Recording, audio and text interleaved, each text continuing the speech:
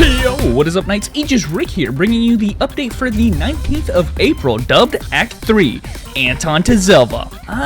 A to Z, I see you, Neopol. In this update, we've expanded our endgame to catch up with Korea with an increased level cap, 2 new endgame regions, and a few new features and events. For those who've been raring for more challenge than has been provided with the Timegate Requiem, well, now we have it. Trust me when I say, a lot of you guys watching this video are simply not ready for it. But for those of you who are, well, the wait is finally over. The true end game is upon us.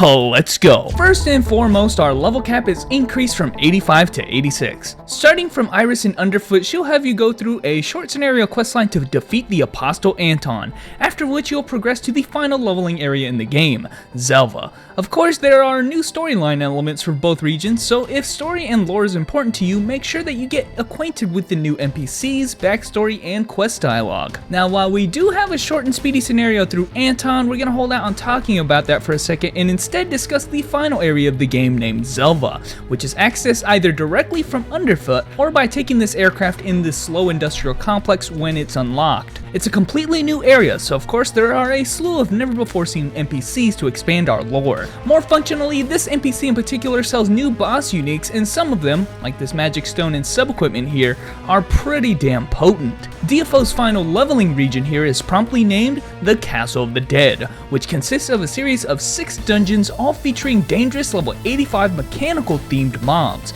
so don't set foot here unless you're ready to embark on your resolute journey to 86. Take note that there are new Oblivion meteors added to the game, as well as crafting materials, data chips, which are equivalent to the fuse cubes in the Timegate and Magtonium in the power station. To power up, don't forget that the refinement cap on weapons is increased from 7 to 8. Just don't keep your hopes up too high, cause the rates are incredibly low. I suppose it's an appropriate time to mention that there are a few events revolving around this new area Zelva and the Castle of the Dead. The first, Hell Like Hell, is another Hell mode event similar to the very popular Shall We Hell event of old. This time, all regular mobs here in the Castle of the Dead dungeons have a chance of dropping demon invites during the event period, which is an entire month, I might add. During the weekends, our chance of insane difficulty Hell mode is 100%, making it the ideal time to invoke them and use up all your tickets. As an aside, while there are no new epics added with this 86 cap, Castle of the Dead does have a higher chance of dropping level 85 epics more than any other region in the game. Another event not necessarily tied to the Castle of the Dead, but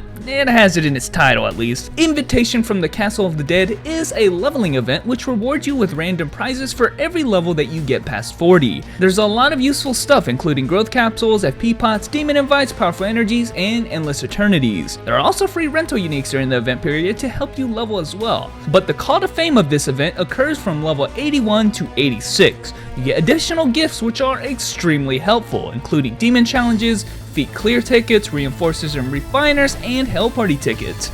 Getting to the new max of 86 will give you an account-bound 50 interdimensional fragments as well. Oh man, that's a mother load for Altaholics right there. So basically, no excuses if you don't have a Chronicle set on a character yet, considering we've been showered with interdimensional frags, selectable Chronicle boxes, and Chronicle Transcendent stones for the past few months now. Of course, Zelva wasn't the only region added into the game, and quite frankly, even though canonically it occurs before Zelva, I'm assuming that most players will agree that this next region is currently Dungeon Fighter's true end game.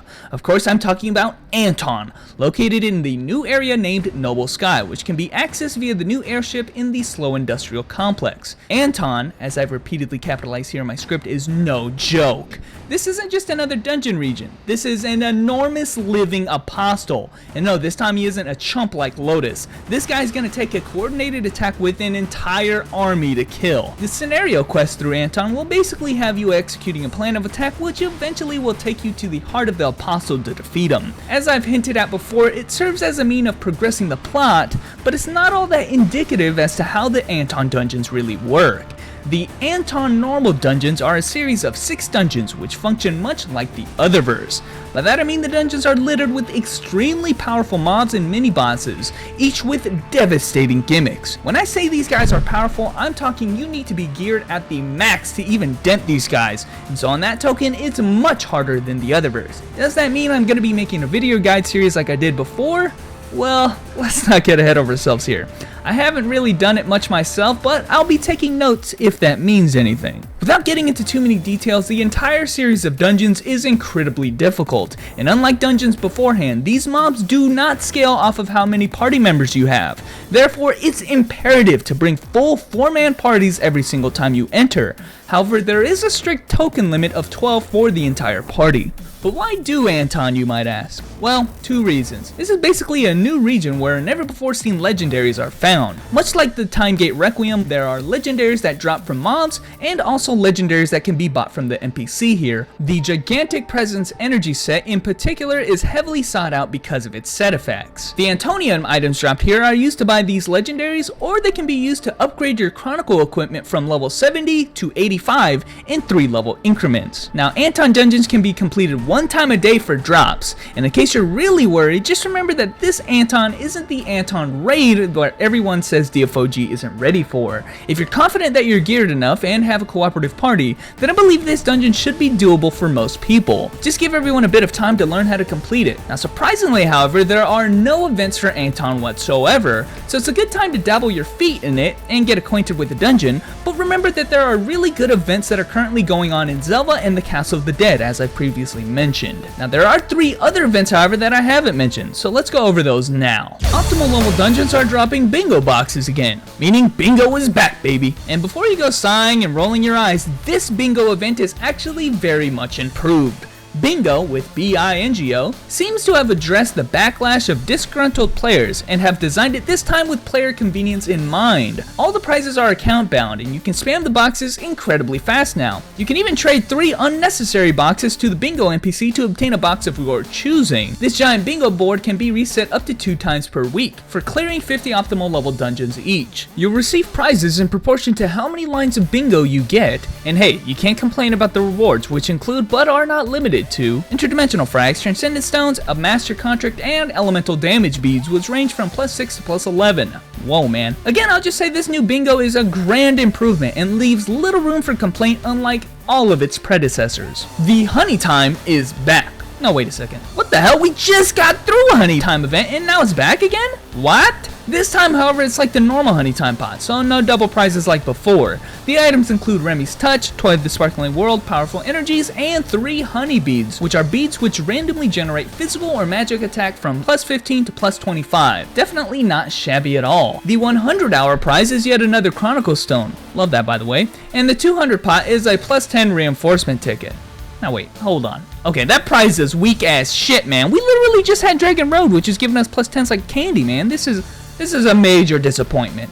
Anyway, I'm not spoiled, so I'll smile about it anyway. The last event features the Arid Meteor Trader, which can be found loading around in most dungeon regions. She'll take meteors that you may have and exchange them mostly for EXP growth capsules. You can purchase as many of those as you'd like, but the exchange rate is pretty steep. Maybe more interesting, however, is her final items, which are Demon Challenges and Demon Invites, which can be purchased with Burning Meteors. You need a lot of them, 2,500 Burning Meteors in total to get them all, but of course it is definitely worth it considering the other Hell Mode events going on.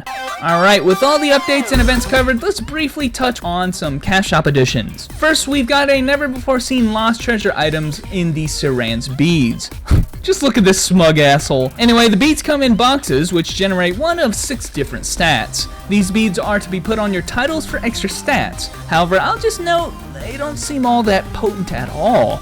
Might be a good month to hold out on using keys, honestly. The very last thing we'll talk about is the latest package sale dubbed the Doppelganger package. Dubbed so because you get to dress up as some of Arad's most memorable NPCs, each with 4 different recolors. Give them all a look here on their event page. Just nobody better try and imitate my waifu Ferris, alright? Now if you don't just get the avatar separately, the package comes with it a selectable title, which by the way can arguably be the strongest one for base stats that we've gotten so far, a creature box which has a selectable creature which features bosses from the Castle of the Dead, an aura box which has some stats and the ability to party teleport anywhere on the map, and finally some other items including Kaleido boxes, a master contract, and selectable emblems. One last thing of note is that for the first time in DFO, you'll be rewarded with extra prizes if you purchase more than one package. The bonus prizes here include an extra Doppelganger aura box and Doppelganger creatures as well, which if you're going to purchase multiple anyway, obviously this doesn't hurt. But anyway, guys,